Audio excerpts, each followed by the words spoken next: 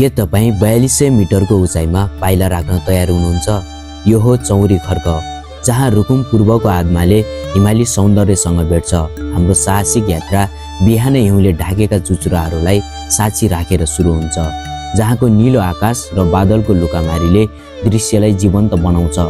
हामी बिस्तारै उकालो चढ्छौँ, किनकि यो ढिलो चाड नै लेग लाग्ने खतरा टार्ने बुद्धिमता हो। बुकी फुलको गन्धमा हराउँदै हामी यस स्वर्गको हरेक पललाई मन र क्यामेरामा कैद गरिरहेका छौँ। आजको यो यात्रा तपाईले कहिले बिर्सनुहुने छैन।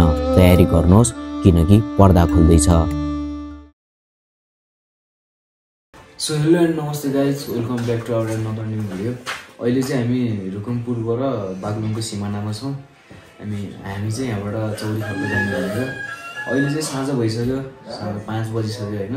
हामी चाहिँ बिहानै उताबाट आउन चाहिँ गाडीमा बिहानै आएको, अनि गाडी चाहिँ बिचमा के ढिला गरेर चाहिँ अहिले पुर्यायो होइन। हामी नास्ता खाएर अब यहाँबाट जान लाग्छौँ। माथि बेस क्याम्प छ अरे, अनि अब त्यहाँ चाहिँ लगभग 1.5 घन्टा या 2 घन्टा जति लाग्छ अरे। अब बादलै बादल लाग्छ, सायद पानी नै पर्छ कि जस्तो लागिरहेको, एकदमै चिसो छ होइन। अब बाटोमा हेरौँ के हुन्छ। अब अझै हामी पछि पानी पऱ्यो भने फेरि गाडी हुन्छ।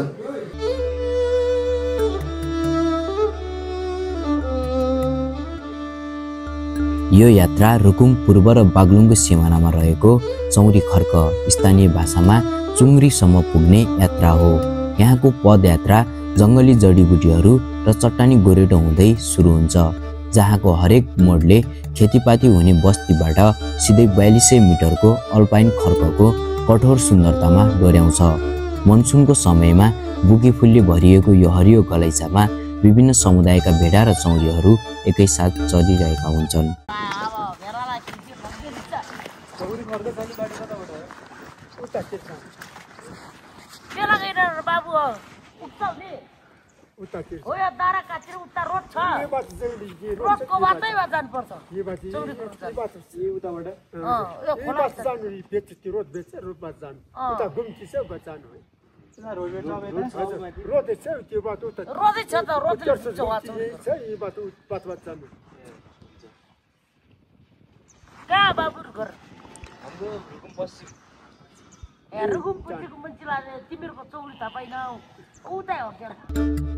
हिमालयको पदयात्रामा तपाईले बारम्बार एउटै अनुरोध सुन्नुहुनेछ, बिस्तारै हिँड्नुहोस्, किनकि यो अल्छीपन होइन। हामी जति माथि उग्लिँदै जान्छौँ, हावाको घनत्व त्यति नै कम हुन्छ र शरीरलाई चाहिने अक्सिजनको मात्रा पनि घट्छ। तसर्थ पहाडमा पाइलाको गति घटाउनु भनेको गन्तव्यमा पुग्ने गति बढाउनु हो।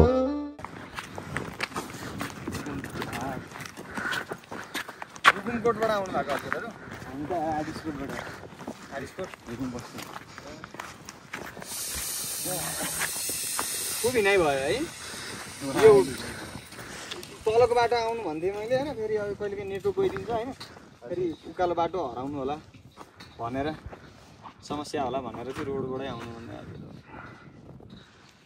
त्यस्तो आज एकदम खुलिया छ है। ठिक छ, त्यो चाहिँ भएन गाह्रो त। स्वागत चाहिँ यहाँनिर नवीन अधिकारी है,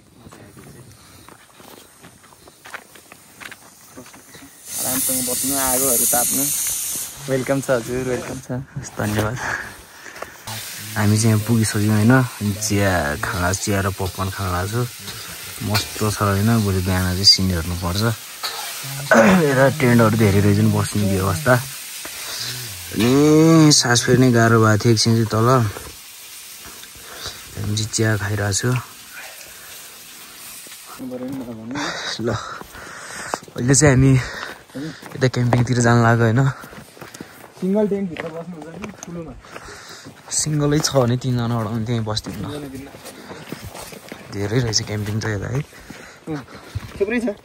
हामीले अघिल्लोचोटि लुम्बिनी प्रदेशको यो हाम्रो वन प्राविधिकहरू आउनु भएको थियो। हजुर, सिडिओदेखि लिएर सबै आउनु भएको थियो, 60 जना जति। अरू 3टा एक्स्ट्रा टेन्टहरू उयोमा ल्याएर भाडामा ल्याएर।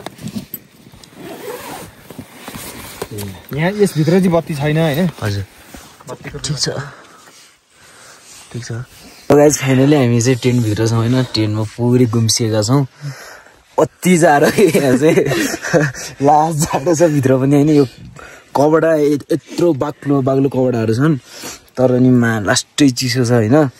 र हामी 3 जना छौँ रमाइलो फेरि अति रमाइलो छ होइन साँझ पनि अब बिहान चाहिँ कतिको बिहान पनि रमाइलो हुन्छ होला होइन अहिले चाहिँ अलिकति फुलहरू चाहिँ सकिसकेका रहेछन् होइन किनभने अहिले त असोज कति आज 5 गते भइसक्यो असोजको त्यो भएर चाहिँ जे होस् ठिक छ हामी बिहान चाहिँ अब मौसमले साथ दियो भने चाहिँ बिहान एकछिन चाहिँ खुल्छ अरे हिमालहरू यताउता हेर्नुपर्छ एकैछिनमा फेरि उसु लागिहाल्छ अरे अब जाडो छ होइन जे होस् रमाइलो चाहिँ फेरि अब बबाल रमाइलो लागिरहेको होइन यति माथि कति 4200 मिटर माथि छ होइन हामी अहिले चाहिँ 4200 मिटर माथि छौँ जिन्दगीको फर्स्ट एक्सपिरियन्स यति अग्लो स्थानमा होइन अनि भोलि चाहिँ यहाँबाट बिहान कस्तो देखिन्छ के गर्छ होइन अनि यहाँ चाहिँ वाइल्ड टेन्ट रहेछन् होइन क्याम्पिङ धेरै नै रहेछ अब ग्रुपमा धेरैले बनाउनु भएको होला सायद के हो यो चाहिँ धेरै पनि रहन्छ 1-2 महिना अगाडिबाट स्टार्ट भएको रहेछ खाना चाहिँ बनाइरहेको उता चाहिँ अब यहाँ मजाले बसिरहेको छ अति जाडो छ फेरि जाडो त होइन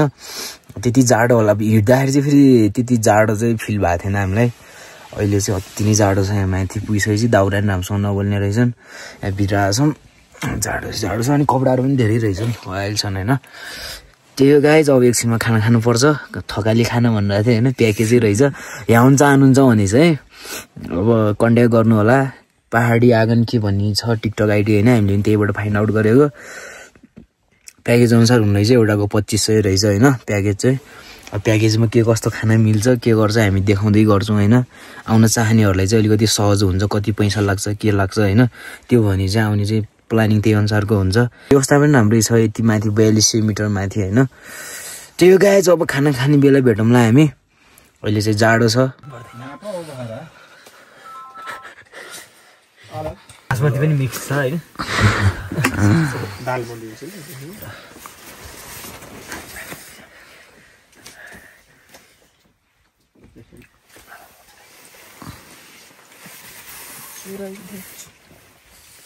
जाडो चाहिँ वाइल्ड रहेछ क्या चिसो त नाइस हुन्छ नि सो गाइज हामी चाहिँ अब सुत्न लाग्यो होइन खाना पनि खाइसक्यौँ अब चाहिँ तातो पारामा यहाँ 2वटा यता साइडमा एउटा हावा आउँछ भनेर सिरानीहरू पनि छन् होइन तातै हुन्छ होला हुन चाहिँ अब सुत्नुपर्छ आनन्दको निन्द्रा लाग्छ फेरि यहाँ चाहिँ होइन त्यही हो बिहान उठेर चाहिँ यहाँबाट टक्क बाहिर गएर भ्यू हेर्नुपर्छ अहिले चाहिँ हामी सुतौँ होइन थकाइ पनि धेरै लाग्छ सो गुड नाइट गाइज बिहानको भ्यू हेर्नुपर्छ मस्तले है गुड नाइट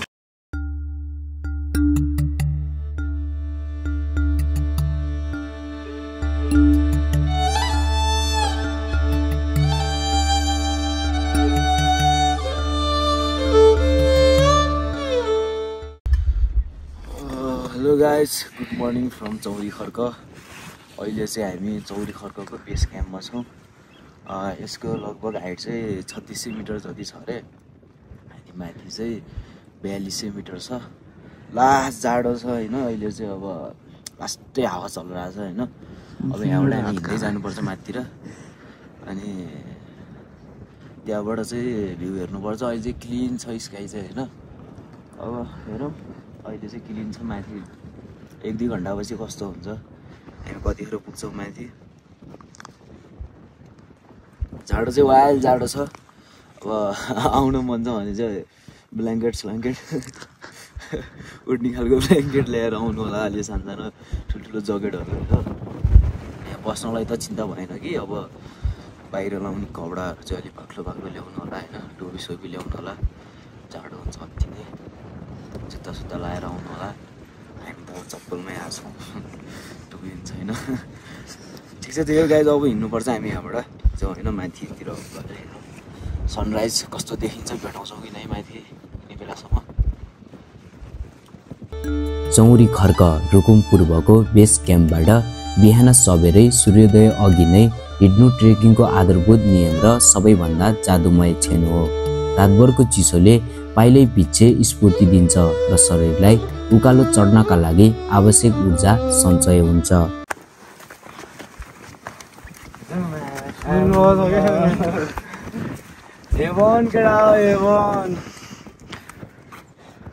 हिमालहरू हिउँ परेको बवाल छ है बवाल। यो चाहिँ फेरि माथि चौरी खर्कने होइन है बाटोमा आयो चाहिँ बाटोबाट देख्ने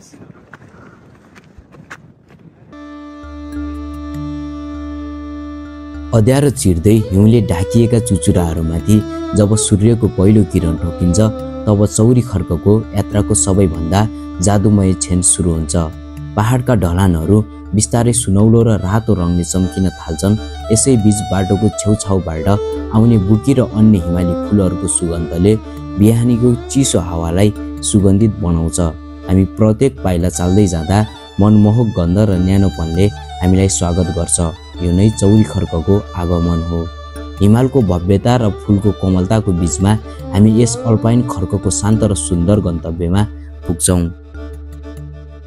हामी चौरी खर्कको मैदानमा प्रवेश गर्दैछौँ। यस क्षण क्षितिजमाथि सूर्य पूर्ण रूपमा उदाउँदैछ र त्यसको प्रकाश सिधै वरिपरि फैलिएका हिउँले ढाकिएका विशाल चुचुराहरूमा ठोकिएको छ। यो अद्भुत रङको मिश्रणले गर्दा पुरै आकाश र पहाडहरू चम्किलो कलाकृति जस्ता देखिएका छन्। सूर्यको न्यानोपन, बुकी फुलको मिठो बास्ना र हिमालको भव्य रङको यो संयोजनले चौरी खर्कमा हाम्रो आगमनलाई एउटा शानदार र अविस्मरणीय उत्सव बनाइदिएको छ।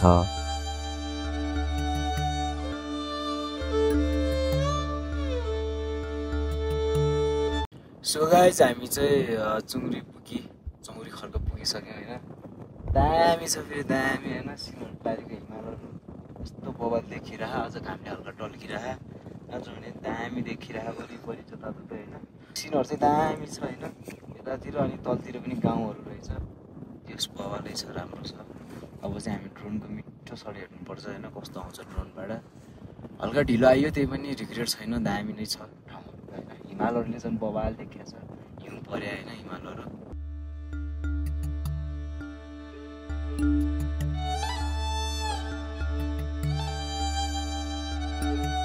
चौरी खर्कको विशाल मैदानमा पाइला टेक्दा हामी एकाएक दुई फरक मौसम र सौन्दर्यको बीचमा उभिएको महसुस गर्छौँ।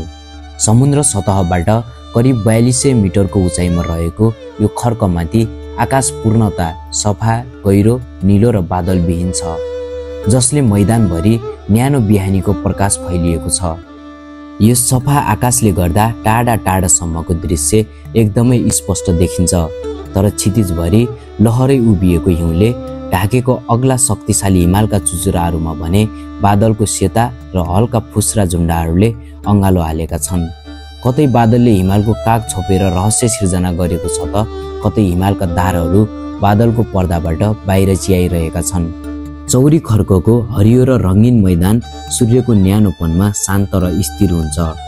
यो स्थिरता र गतिको विरोधाभासपूर्ण सुन्दरताले नै चौरी खर्कलाई एक अविस्मरणीय प्राकृतिक अनुभव बनाउँछ।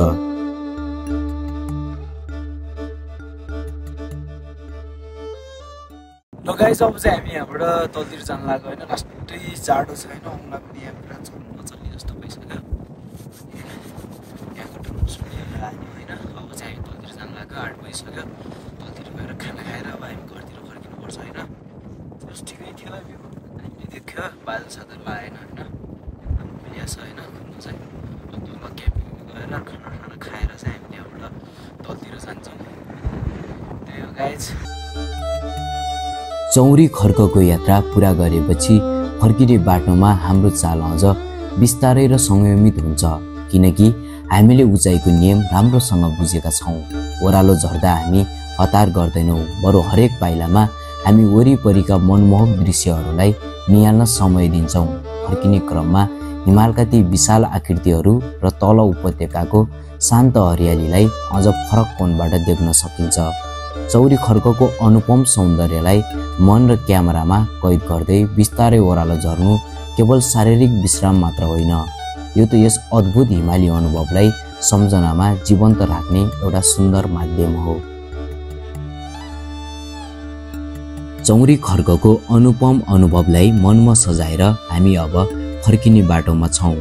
बेस क्याम्पमा खाएको मिठो खानाले शरीरको थकान मेटियो। यो यात्राले अमूल्य शान्ति र रोमाञ्चक यादहरूलाई मुटुमा बोकेर हामी घरतर्फ लाग्छौँ। रुकुम पूर्वको यस साहसिक भूमिले हाम्रो स्मृतिमा कहिले नमेटिने सुन्दर छाप छाडेको छ।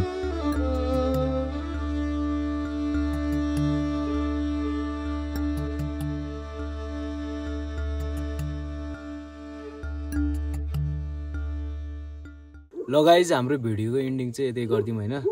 हामी चाहिँ अब तलतिर घरतिर फर्किन लाग्यो आधी बाटोमा आइसक्यौँ अब यहाँबाट हामी तल सिमानासम्म झर्छौँ होइन पानी चाहिँ पर्न लागेको छ बादल यताउता लासिरहेको छ पानी पर्न लागेको छ त्यही भएर हामी तलतिर झर्न लाग्यो अब चाहिँ हामी नेक्स्ट भिडियोमा भेट्छौँ त्यसैले अहिले चाहिँ बाई बाई